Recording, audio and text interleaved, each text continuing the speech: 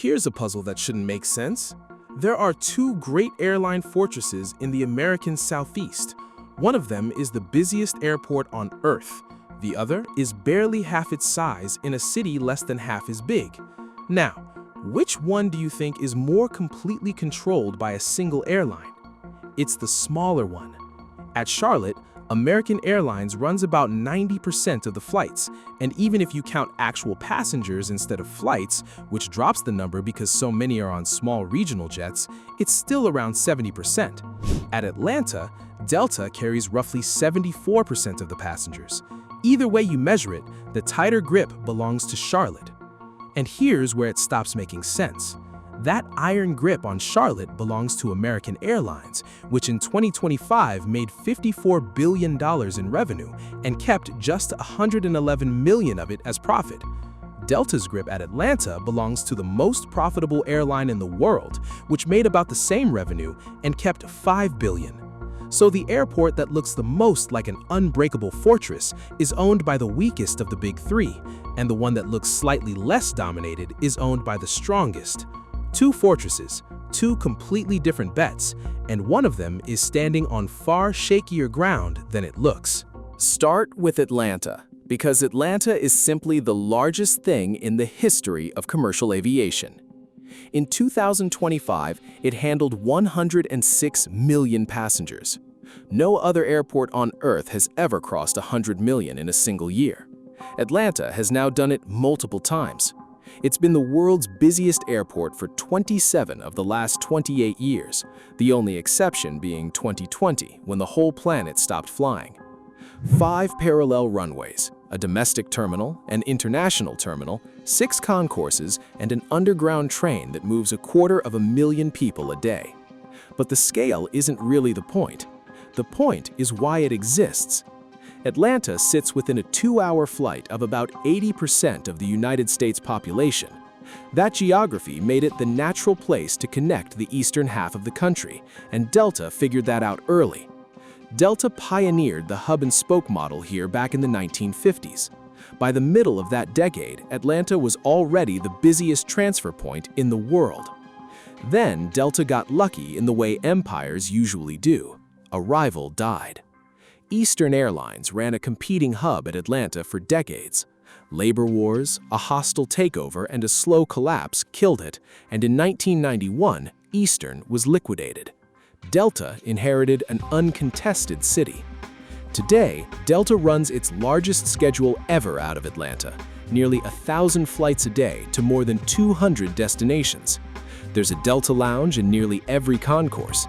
The company's massive maintenance division, the biggest airline maintenance operation in North America, is headquartered right here. 33,000 employees in Georgia. Delta isn't a tenant in Atlanta. Delta is Atlanta. But that dominance has a strange edge to it, and to see it, you have to watch what Georgia's own politicians did to their biggest employer, twice. Now go 240 miles northeast to Charlotte. On paper, Charlotte shouldn't be a major hub at all. It's a mid-sized city. Its metro area is around 2.7 million people, less than half of Atlanta's. And yet Charlotte Douglas is one of the 10 busiest airports in the world by aircraft movements, with more daily departures than Phoenix or Los Angeles or Houston, cities 2 and 3 times its size. How does a mid-sized southern city outfly Los Angeles? The answer starts in 1948. With an airline you've probably never heard of, Piedmont Airlines. Its very first commercial flight carried a single paying passenger. Piedmont built Charlotte into a connecting hub, got absorbed into US Air in 1989, which became US Airways, which merged into American in 2013. Through all of that chaos, 4 different airline names, multiple bankruptcies, 30 years of turbulence, Charlotte never stopped being a hub. And there's one specific reason why. It's the cheapest big airport in America to operate at. That was a deliberate choice. When US Airways was drowning in bankruptcy, the airport's legendary director, Jerry Orr, made a bet. Rather than raise fees to cover costs, he deferred the airline's landing fees to keep the hub alive. His philosophy was simple: keep it cheap and the airline will never leave. He was right. Charlotte is a compact single-terminal machine where you can walk gate to gate in 15 minutes with no train at all. It's built for one purpose, moving connecting passengers through as cheaply as possible, and it does that better than almost anywhere on Earth, which is exactly why American guards it so completely. American runs 671 peak day departures out of Charlotte, its second largest hub in the entire world, after Dallas. Delta at Charlotte has about 4%. Everyone else has tried and failed. But that grip is the exact thing that makes Charlotte dangerous. Let me explain. First, go back to Atlanta, because Delta's empire has a weakness Charlotte doesn't, and it's political. In 2018, Delta ended a discount program for the National Rifle Association after a mass shooting. Georgia's Republican legislature responded by killing a jet fuel tax break worth tens of millions of dollars to Delta a year. One state official said, quote, "Corporations cannot attack conservatives and expect us not to fight back." Then it happened again.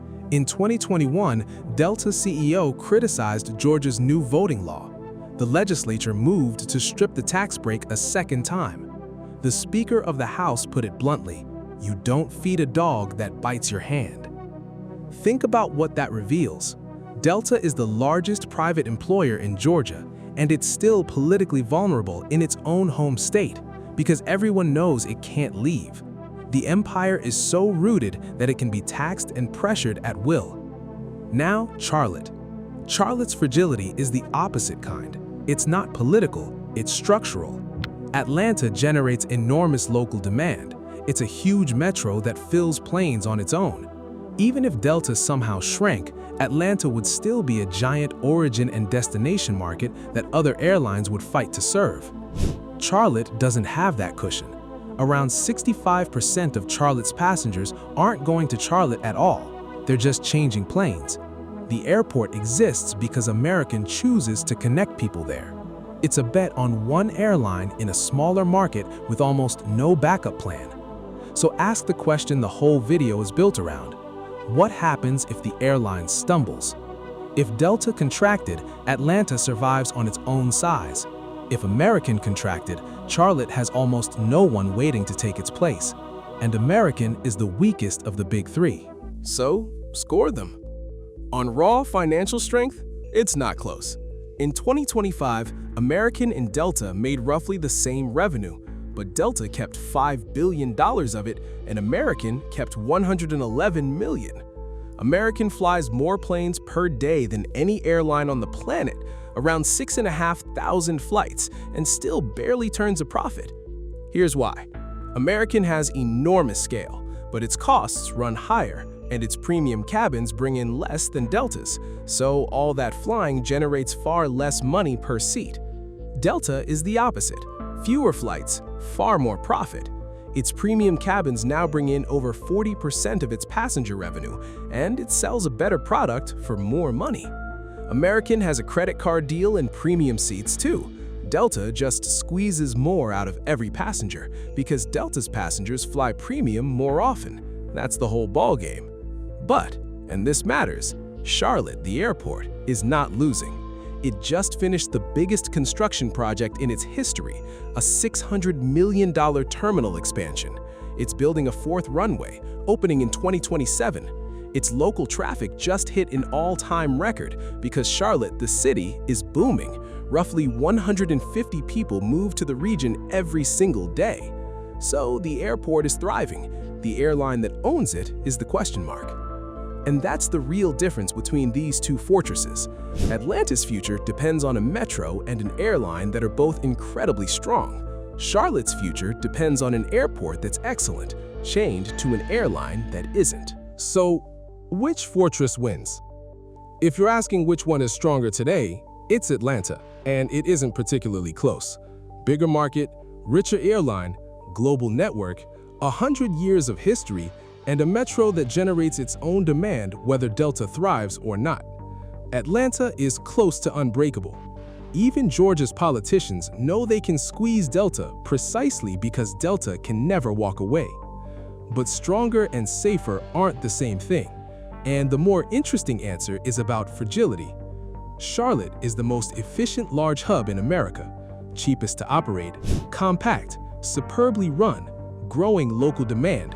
In pure design, it might be the better fortress, but it's built almost entirely around the one major US airline that keeps struggling to make money, in a market too small to catch it if that airline ever falls. So here's what to actually watch. Watch whether American closes the profit gap with Delta over the next couple of years.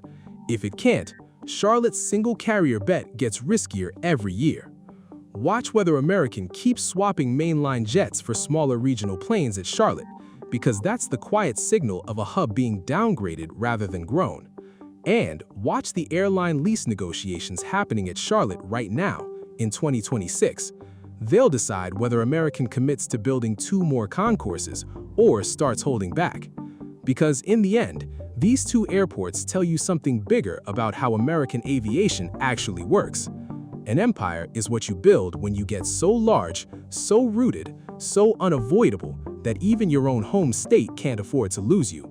A fortress is what you build when you hold something tighter than anyone else can and hope your grip never slips. Atlanta is an empire. Charlotte is a fortress. And the fortress that looks the most impregnable is standing on the weakest ground.